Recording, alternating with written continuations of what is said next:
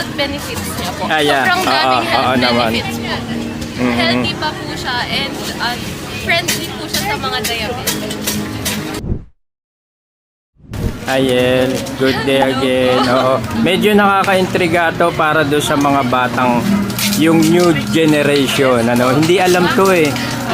Kasi nung panahon namin, itong tinda nyo, ang tawag namin dito tubo.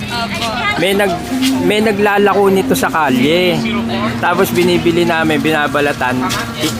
Hinangat-ngat lang. Ngayon paano ang proseso nyo rito? So sa Joe's Cane po, meron po kami sugar cane machine. Tapos yun po yung nag-squeeze ng mismong tubo para po maging juice siya. So Tubo talaga siya, no? Apo, freshly filled po from our own farm po. May sarili po may farm sa Tarlac. Taga-Tarlac. Apo, sa Tarlac. Tapos may sarili rin kaming production po.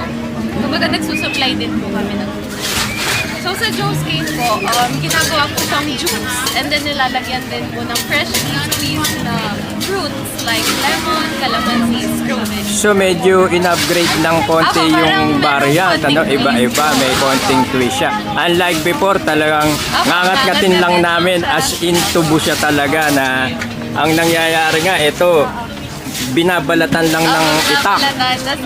May dalang itak yung naglalako ito sa kalye. Pero nawala ito, totally nawala. And then ito na ibinabalik nyo ngayon, ano? At naandito sa Sky Garden ng MOA. Siguro ako mismo mag-i-invite ako, lalo yung mga kasi edad ko senior. Yes po. Palagay ko pag uminom kayo nito para kayong bumalik sa pagkabata.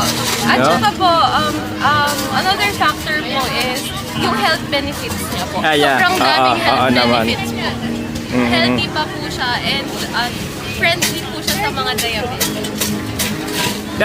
Diabetic, di ba matamis siya? In moderation po. Pero pwede po siya sa mga sa diabetes. I see. Oo, no?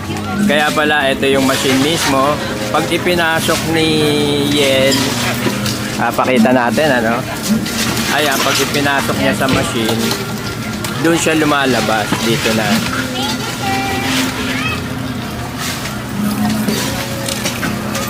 Ayan, yung tubo mismo, hindi na mahihirapang ano, ngat-ngatin. Unlike before, ginangat-ngat namin yan eh. Pati bayan ng ngipin nun eh.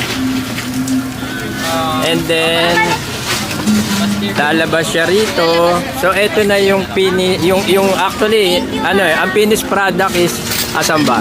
Sample ng finished product is, tapos ito yung pinagkatasan mismo. No? Joe's Cane, no?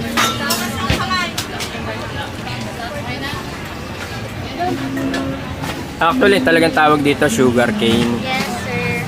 Pero, tubo ang talagang tawag dito. 1970s, 1980s, ninangat-ngat namin yan eh. Pero ngayon, in-upgrade nyo na. Yes, sir. Ipakita natin yung finished product.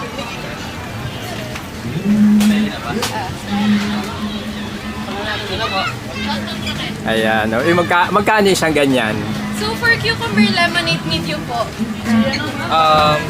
Ano lang po siya, sir? 99. 99. Paano mode of payment? Halimbawa, walang cash. Pwede bang Yes, we accept GCash po and then bank transfer. bank transfer? Yes, Wow, bibili ka lang ng tubo. Bank transfer, ha?